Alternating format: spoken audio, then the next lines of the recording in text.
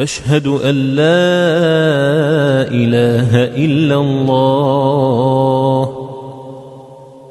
وحده لا شريك له، وأشهد أن محمدًا عبده ورسوله.